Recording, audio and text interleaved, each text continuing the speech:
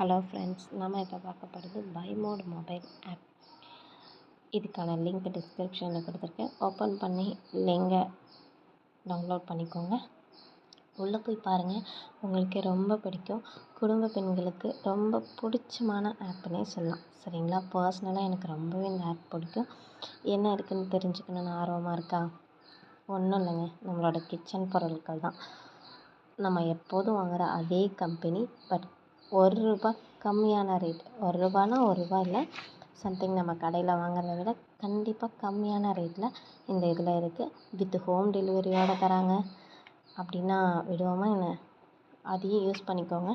இதில் வேறு ஏதாச்சும் உங்களுக்கு இல்லை ப்ராடக்ட் வந்து நல்லா இல்லை அப்படின்னாவும் ரிட்டன் ஆப்ஷனும் இருக்குது.